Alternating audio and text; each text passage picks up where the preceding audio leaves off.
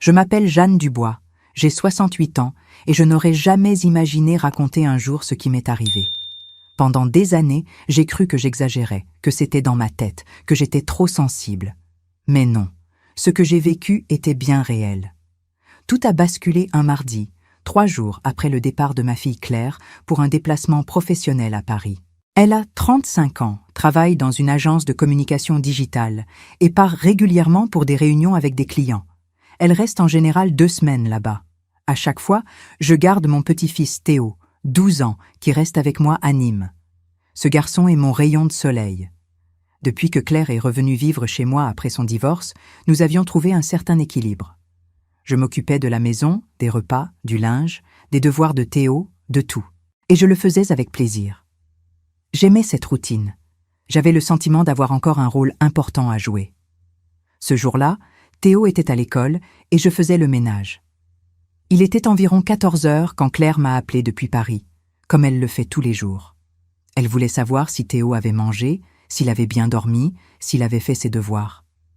Rien d'inhabituel. On a parlé une dizaine de minutes, puis elle m'a dit qu'elle devait sortir avec une collègue et qu'elle me rappellerait le lendemain. Je suis retournée à mon linge, mais à peine quelques minutes plus tard, mon téléphone a sonné à nouveau. C'était Claire. J'ai décroché sans réfléchir, pensant qu'elle avait oublié de me dire quelque chose. Mais cette fois, elle ne s'adressait pas à moi. Elle parlait à quelqu'un d'autre. Elle avait dû appeler sans faire exprès, probablement en glissant son téléphone dans son sac. Je voulais raccrocher, mais j'ai entendu mon prénom. Alors, j'ai écouté. Ce que j'ai entendu m'a glacé le sang. « Tu n'imagines pas comme c'est difficile de vivre avec ma mère collée à moi en permanence, » disait-elle à sa collègue. « Elle me dégoûte parfois. Toujours là, à tout vouloir contrôler. J'aimerais juste disparaître avec Théo et ne jamais revenir. » Je suis restée figée. Ces mots résonnaient dans ma tête. Dégoûte.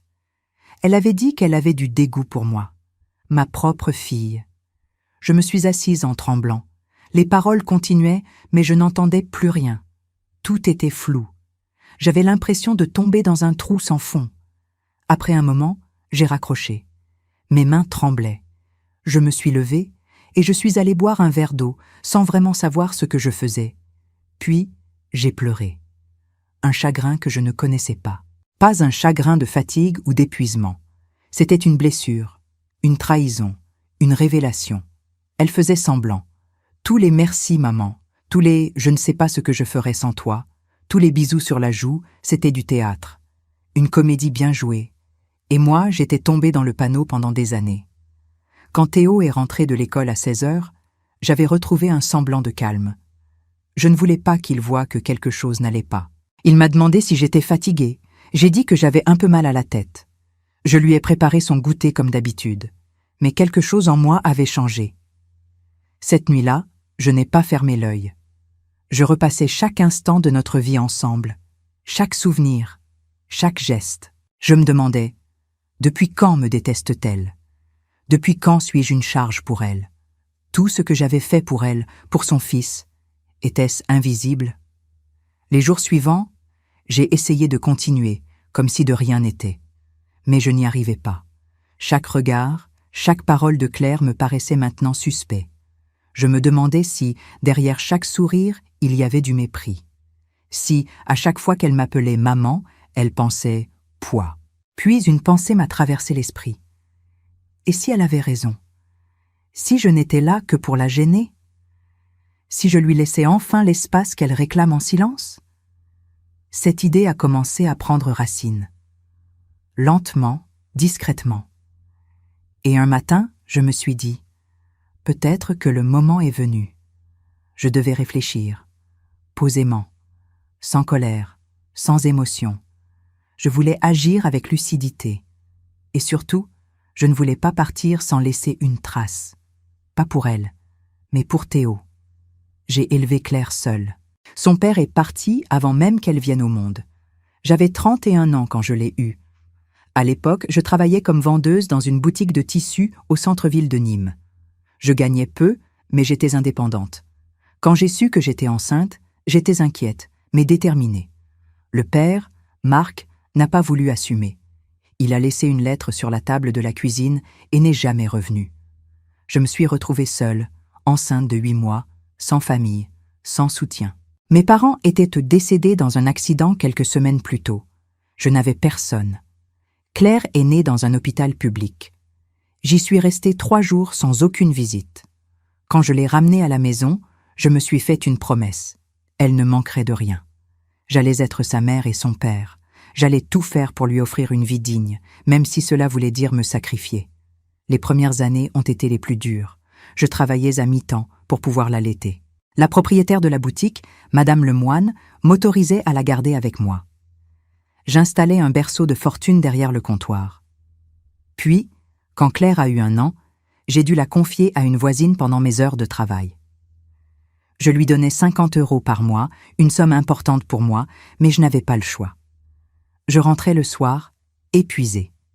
Il fallait encore faire à manger, laver le linge, nettoyer l'appartement. Je cousais aussi le week-end pour des clientes. J'ai appris la couture avec ma mère, et c'est ce savoir qui m'a sauvée. Je faisais des ourlets, des robes, des nappes brodées. Chaque centime de plus allait dans une petite enveloppe pour l'avenir de Claire. À ses 5 ans, j'ai réussi un concours pour travailler à la mairie. Je m'étais levée tous les jours à 5 heures pendant des mois pour étudier. Elle jouait dans sa chambre pendant que je révisais le droit administratif. Quand j'ai eu le poste, j'ai pleuré. Un salaire fixe. La sécurité de l'emploi. C'était une nouvelle vie qui commençait. J'ai alors vendu la petite maison de mes parents, un bien modeste mais suffisant pour faire un apport.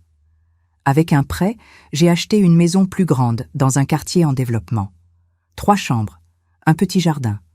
Claire avait alors 7 ans et, quand elle a vu sa nouvelle chambre, elle m'a serrée dans ses bras en disant « Maman, tu es la plus courageuse de toutes. » J'ai fait tout ce que j'ai pu pour lui offrir un bon départ. École privée, cours d'anglais, natation, violon. Quand il pleuvait, je l'emmenais à l'école en voiture. Je préparais son goûter, je l'aidais à faire ses devoirs tous les soirs. Aux fêtes de fin d'année, c'était toujours moi qui cousais les costumes et préparais les gâteaux. À 15 ans, elle voulait une fête. J'ai économisé pendant 6 mois. J'ai cousu des robes pour des clientes jusqu'à minuit. On a loué une petite salle, engagé un disc jockey. C'était simple, mais elle a dit que c'était la plus belle fête du monde. J'y ai cru. Elle a choisi de faire des études de marketing. Je ne savais même pas ce que c'était, mais si elle voulait, je la soutiendrais. J'ai payé les frais de scolarité dans une école privée. J'ai pris un travail en plus, les week-ends, pour assurer. Elle a eu son diplôme avec mention. Elle était fière, et moi aussi. Pendant ses études, elle a rencontré Romain, un jeune homme sérieux, bien éduqué. Ils sont tombés amoureux, se sont mariés. J'ai participé aux frais du mariage. Elle m'a demandé d'être témoin principal. J'ai pleuré de joie. Quand Théo est né, elle m'a demandé de venir l'aider. Je suis allée chez elle pendant plusieurs semaines. Je faisais tout, biberon, lessive, repas, nuit blanche. Elle me disait que j'étais un ange. Mais quelques années plus tard, ils se sont séparés. Elle a découvert que Romain avait une liaison. Elle est revenue vivre chez moi avec Théo. Elle m'a dit qu'elle voulait un nouveau départ, que son fils serait mieux auprès de sa grand-mère. Je n'ai pas hésité une seconde. J'ai rouvert ma porte, mon cœur, ma maison. Pendant 5 années, j'ai tout donné. Je me suis levée tôt, j'ai cuisiné, j'ai fait les courses, j'ai géré les devoirs, les rendez-vous chez le médecin, les réunions à l'école. Je ne me plaignais jamais. Je pensais faire partie d'une famille unie. Je pensais que ma fille m'aimait, qu'elle était reconnaissante. Et puis, ce mardi-là, un appel téléphonique accidentel a tout brisé. Les jours qui ont suivi cet appel ont été les plus silencieux de ma vie. Je faisais tout comme avant. Je préparais les repas, je rangeais la maison, j'accompagnais Théo à ses activités. Mais à l'intérieur, quelque chose s'était arrêté. Je ne parlais pas plus que nécessaire.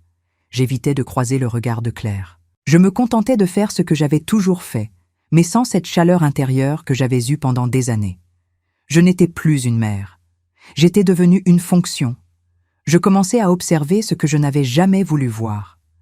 Quand elle rentrait du travail, elle me lançait à peine un bonsoir avant de s'enfermer dans sa chambre avec son téléphone. Elle ne demandait pas comment s'était passée ma journée. Elle ne proposait jamais de faire le dîner ou de ranger quoi que ce soit. Théo, lui, continuait à venir vers moi, à me parler de son école, de ses amis. Un après-midi, il m'a demandé de l'aider à faire une recherche sur les animaux marins. Il m'a dit que la maîtresse avait demandé que les parents participent. La maman est toujours fatiguée le soir, alors c'est toi qui m'aides, a-t-il dit en souriant. Cette phrase m'a transpercée. À 12 ans, il avait déjà compris que sa mère n'était pas vraiment présente. Elle vivait dans la maison, mais elle ne faisait pas partie de sa vie. Ce samedi-là, j'ai décidé de faire un test. Je me suis allongée sur le canapé et j'ai dit à Théo que j'avais mal au dos. Je voulais voir si Claire allait réagir. Théo est venu me voir au petit matin, comme d'habitude. Il m'a demandé s'il pouvait prendre des céréales. Je lui ai dit oui. Claire est passée devant moi sans un mot. Elle ne m'a même pas demandé si j'avais besoin de quelque chose. Elle est allée directement dans sa chambre. Elle n'est sortie qu'à midi. À 11h30, Théo a dit qu'il avait faim. Claire est enfin apparue dans le salon. « Maman, qu'est-ce qu'on mange ?» a-t-elle demandé. J'ai répondu « Rien pour l'instant, j'ai mal au dos. » Elle a simplement haussé les épaules et a dit à Théo « Tu veux que je commande une pizza ?» Pour elle, cuisiner n'était même pas une option. Ce jour-là, j'ai compris que je n'étais pas sa mère. J'étais sa cuisinière, sa nounou, sa femme de ménage, sa solution de secours. Rien de plus. Les jours suivants, j'ai fait un point sur les dépenses. C'était moi qui payais les courses, les factures, les fournitures scolaires. Claire me donnait 300 € par mois. C'était symbolique. Et pourtant, elle soupirait quand je lui demandais de participer à un achat exceptionnel. Une fois, je lui ai dit que Théo devait aller chez le dentiste. Elle a répondu « Ce mois-ci, je ne peux pas, je suis serrée. » Serrée. Elle qui allait toutes les semaines au salon de coiffure, qui sortait avec ses amis le week-end. Puis, j'ai commencé à faire attention à ses paroles en public. Un jour, notre voisine, Madame Lefebvre, est venue prendre le café. Claire est rentrée du travail et s'est jointe à nous. Madame Lefebvre a dit « Claire, vous avez de la chance d'avoir une mère comme Jeanne. Elle fait tout pour vous. » Et Claire a répondu, avec un sourire mécanique « Oui, elle est très serviable. Elle aime bien rester occupée depuis qu'elle est à la retraite. » Rester occupée. Comme si mes journées passaient vite grâce aux tâches ménagères. Comme si je m'ennuyais et que je faisais tout cela pour passer le temps. Ce soir-là, j'ai décidé que je ne pouvais plus continuer comme cela. J'avais 68 ans. Je n'étais pas obligée de vivre dans une maison où l'on me tolérait au lieu de m'aimer. Je n'étais pas obligée de supporter l'ingratitude pour le simple fait d'être la mère. C'est ce soir-là que le plan a commencé à naître. D'abord, je suis allée sur Internet pour estimer la valeur de ma maison. Je suis tombée sur un site d'une agence immobilière de Nîmes. J'ai rempli un formulaire. Le lendemain, un agent m'a appelé. Il m'a dit que, vu le quartier et l'état de la maison, elle pouvait valoir entre 900 000 et 1 200 000 €. 1 million d'euros. Ma maison. Celle que j'avais achetée avec tant de sacrifices. Je me suis dit que ce serait suffisant pour recommencer ailleurs. Dans une ville calme, avec une petite maison à moi. Pour la première fois, je me suis vue libre. Mais avant de partir, je devais penser à Théo. Je ne pouvais pas le laisser sans rien. Ce garçon n'avait rien à voir avec l'ingratitude de sa mère. Il méritait protection. Et je savais à qui demander de l'aide. Le mardi matin, après avoir déposé Théo à l'école et avoir vérifié que Claire était bien partie pour sa semaine de travail à Paris, j'ai traversé la rue et suis allée frapper à la porte de ma voisine, Madame Lefebvre. Elle a 72 ans, veuve, vive d'esprit et toujours prête à offrir un café ou un conseil. Elle connaissait bien Théo, il passait souvent du temps dans son jardin pendant que je faisais des courses. Ils s'entendaient très bien. Elle m'a accueilli avec son sourire habituel et m'a proposé de m'asseoir dans sa cuisine. Je n'ai pas tourné autour du pot. Je lui ai dit calmement « Léa, j'ai besoin de vous. Je vais quitter Nîmes dans les prochains jours. » Elle m'a regardée, surprise, et a reposé doucement sa tasse de café. Je lui ai expliqué, sans entrer dans tous les détails, que Claire voulait désormais vivre sa vie sans moi, que j'avais compris que ma présence l'agaçait et que j'avais décidé de partir. Je lui ai dit que Théo ne devait pas en souffrir, qu'il était innocent dans tout cela et que j'espérais pouvoir compter sur elle pour lui assurer un minimum de stabilité pendant la transition. Léa a posé sa main sur la mienne. Elle n'a pas posé de questions inutiles. Elle savait déjà beaucoup de choses sans que je les dise. Je m'en doutais, Jeanne. On voit les choses quand on les vit de près. Je t'aiderai. Pour Théo. Elle m'a promis de rester à ses côtés jusqu'à ce que Claire prenne réellement ses responsabilités. Elle ne ferait rien à ma place, mais elle serait là si Théo avait besoin d'un adulte fiable à proximité. Je l'ai remercié du fond du cœur. Je lui ai aussi dit que je lui laisserais une lettre et quelques affaires pour Claire, à remettre en main propre lorsqu'elle rentrerait. Le lendemain, le mercredi, l'agent immobilier est venu évaluer la maison. Un jeune homme professionnel, poli, très précis. Il a tout inspecté, mesuré, photographié. Il m'a confirmé que la maison était en excellent état et que, dans ce quartier devenu très recherché, elle se vendrait très vite. Il estimait qu'un prix de 1 100 000 € était réaliste. Peut-être plus. Je lui ai dit que j'étais prête à vendre. Il m'a expliqué les étapes, les documents à préparer, le délai de signature. Tout pouvait aller très vite. Le jeudi, j'ai commencé à trier mes affaires. J'ai gardé l'essentiel. Quelques vêtements, mes papiers, des photos, des souvenirs. Tout tenait dans 2 valises et 3 petites boîtes. Le reste, je laisserai. Me détacher des objets ne me faisait pas peur. J'avais vécu toute ma vie pour les autres. Je voulais maintenant vivre avec le minimum, mais librement. En rangeant un tiroir, je suis tombée sur une boîte remplie de lettres et de dessins que Claire m'avait offerts quand elle était enfant, adolescente, même adulte. Des mots d'amour, des remerciements. Maman, tu es mon modèle. Merci pour tous tes sacrifices. Je t'aime plus que tout. En les relisant, j'ai ressenti un mélange d'amertume et de tristesse. Ces mots avaient-ils été sincères ou faisaient-ils partie du mensonge dont je venais de sortir? Je n'avais pas la réponse, mais je les ai gardés. Je les ai mis dans une enveloppe avec la lettre que j'allais laisser à Claire. Elle les relirait peut-être un jour et comprendrait. Le vendredi, j'ai reçu un appel de l'agent immobilier. Il avait trouvé un acheteur, un homme de Paris, qui voulait acheter la maison pour sa fille, future étudiante en médecine à Nîmes. Il faisait une offre au prix demandé, paiement comptant. Le rendez-vous chez le notaire a été fixé au lundi matin. Tout était en ordre. Le samedi, j'ai acheté mon billet de bus.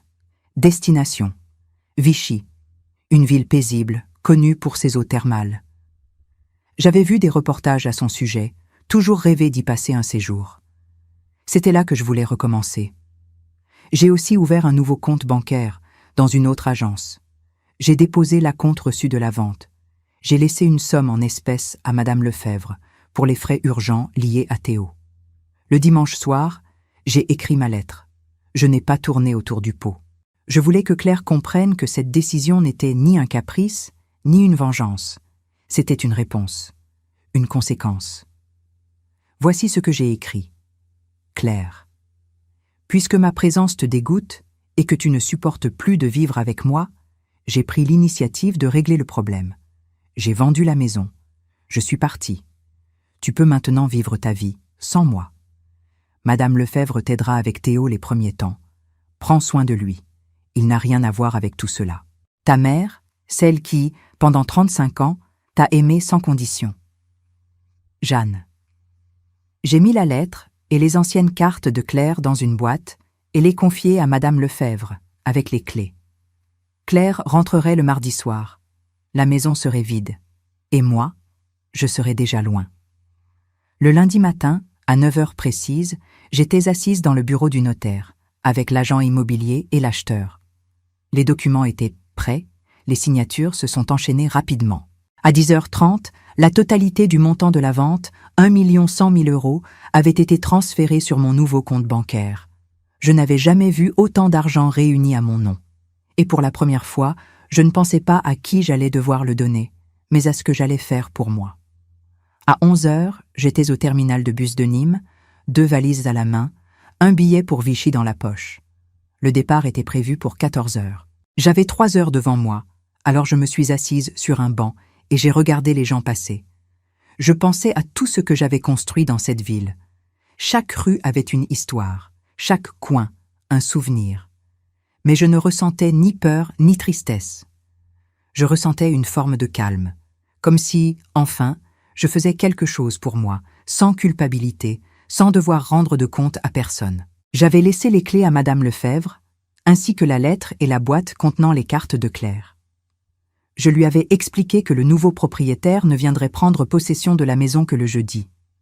Claire aurait donc 2 jours pour vider ses affaires personnelles. Le mardi soir, Claire allait rentrer de Paris, comme d'habitude. Elle trouverait la maison vide, la lumière éteinte, et à la place de son quotidien routinier, elle aurait face à elle une voisine tenant un trousseau de clés et une enveloppe. Pendant que le bus quittait Nîmes et prenait la route vers Vichy, je regardais par la fenêtre et je revoyais les dernières années. Je n'avais aucun regret. J'avais fait mon devoir. J'avais donné tout ce que je pouvais. J'avais été mère, soutien, refuge. Mais il arrive un moment dans la vie où continuer à donner devient un acte contre soi-même. Et moi, je ne voulais plus vivre contre moi. 3 mois ont passé depuis mon arrivée à Vichy. J'ai acheté une petite maison de plein pied avec 2 chambres et un jardin plein de lavande. Chaque matin, je me lève sans réveil, je prépare mon café et je décide ce que je vais faire de ma journée. Parfois, je peins. Parfois, je me promène au bord de l'Allier. Le mercredi, je déjeune avec mes nouvelles amies du club de lecture. Le jeudi, je vais au marché et je me fais plaisir en achetant du fromage ou des fleurs fraîches. Je n'ai jamais eu aussi peu de responsabilités. Et pourtant, je me sens plus vivante que jamais. Madame Lefebvre m'appelle 1 fois par semaine pour me donner des nouvelles. Elle m'a raconté comment Claire a réagi en découvrant la maison vide. Elle est arrivée le mardi soir, valise à la main, croyant retrouver le dîner prêt et Théo déjà douché. À la place, elle a trouvé Léa devant la porte, les clés à la main et une enveloppe. Claire a lu la lettre sur le trottoir. Elle est restée figée pendant plusieurs minutes. Elle a répété « Elle ne peut pas avoir fait ça ». Et Léa lui a répondu « Elle l'a fait. Et franchement, après tout ce que j'ai vu, je la comprends. » Les premiers jours, Claire a essayé de me joindre. Elle a appelé les proches, contacté un notaire, même un avocat. Mais tout était en règle.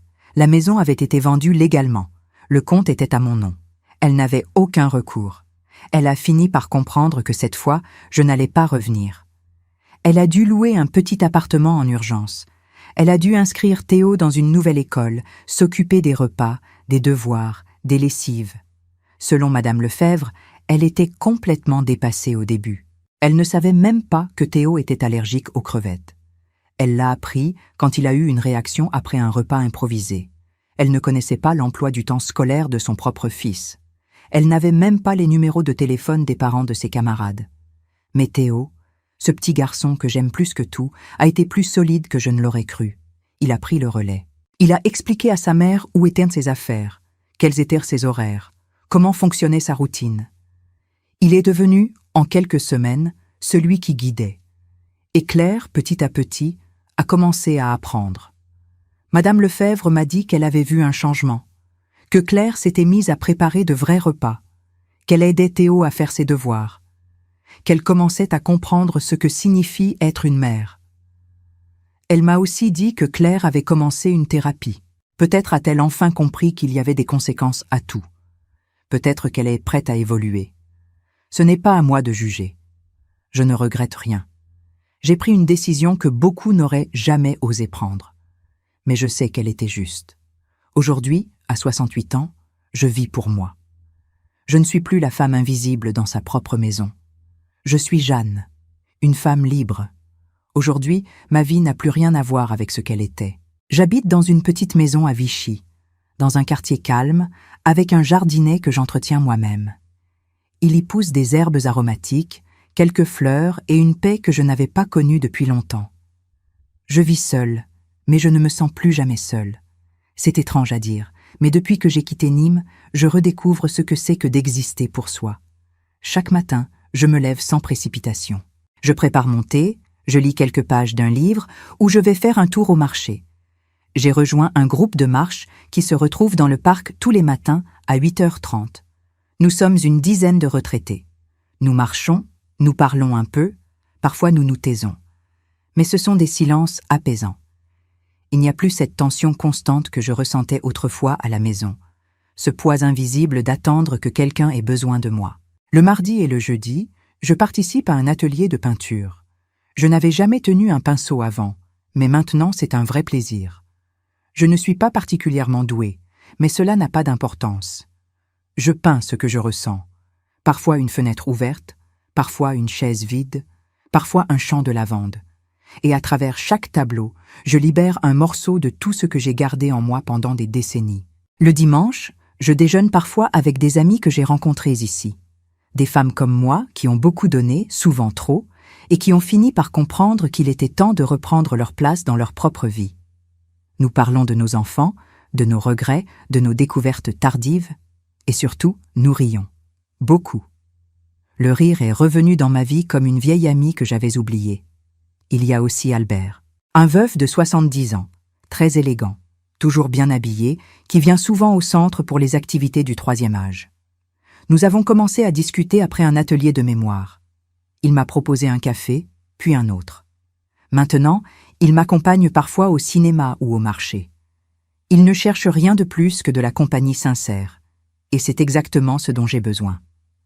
Nous parlons de nos vies passées, de nos petits plaisirs présents. Il ne me juge pas. Il m'écoute. Il me regarde dans les yeux. Cela suffit pour me rappeler que je suis encore une femme, pas seulement une mère ou une grand-mère. Sur le plan financier, je n'ai plus d'inquiétude. La vente de la maison m'a permis de vivre confortablement. J'ai acheté ma maison ici, j'ai mis de côté pour les imprévus, et j'ai même prévu un petit budget pour voyager. Le mois dernier, je suis allée passer un week-end à Annecy. J'ai pris un hôtel face au lac, j'ai mangé seule au restaurant, et pour la première fois, cela ne m'a pas rendue triste. Cela m'a rendue fière. Théo me manque, bien sûr. C'est le seul lien que je n'ai jamais voulu rompre. Mais nous gardons le contact grâce à Madame Lefebvre. Il lui donne des dessins, des petits mots, et elle me les envoie par courrier. Le dernier en date représentait notre ancienne maison, avec lui, moi, sa mère, et même Léa dessinée au jardin. Au dos, il avait écrit « Mamie, tu m'as appris que l'amour, ce n'est pas être collé, c'est prendre soin même de loin. Je t'aime. » En lisant cela, j'ai pleuré. Mais ce n'étaient pas des larmes de douleur, c'était des larmes de reconnaissance. Parce qu'au fond, j'ai compris que j'avais réussi. J'ai élevé un garçon sensible, intelligent, capable de voir au-delà des apparences.